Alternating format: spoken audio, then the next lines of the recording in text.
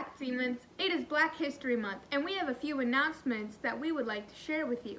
So let's take a look.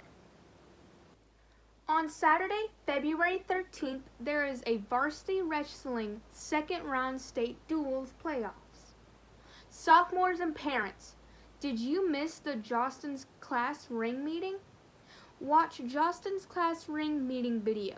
The order deadline is March 1st. For Black History Month, students can submit poetry to the Google Classroom setup for that content. The join code to turn in their poetry is X42VETO.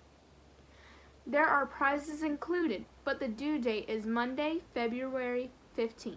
Any visual art entries for that contest should be turned in to Mr. Riches. There are prizes, but the deadline is Monday, February 15th. The door decorating contest is underway, and the admin team has been asked to be the judges. The winners will receive a pizza party. The deadline is Monday, February 15th. LE offers about 159 classes. Very few are based on history, culture, and literature. But that all changes next year. Let's find out more. Kershaw County High Schools are adding 2 new courses for the 2021-2022 school year, an African American Studies course and an African American Literature course. The curriculum for these courses is the result of the work of 2 committees made up of teachers and administrators from throughout Kershaw County. These committee members work to create courses that would highlight the accomplishments and achievements of African Americans from throughout history through today. I believe that we all agree these courses are needed now more than ever. We owe it to the students and the community to provide courses that are more inclusive of the rich history of African Americans and the roles they have played in making not only Kershaw County, but the United States a better place. During the presentation of the curriculum to the Kershaw County School Board, one committee member shared her story in order to illustrate the need for these classes to help students understand the importance of African Americans in our history and culture. I was one of those students who did not truly understand my legacy or importance in life as an African American citizen until becoming an adult. I was raised in a society where Black accomplishments were either hidden or not viewed as important.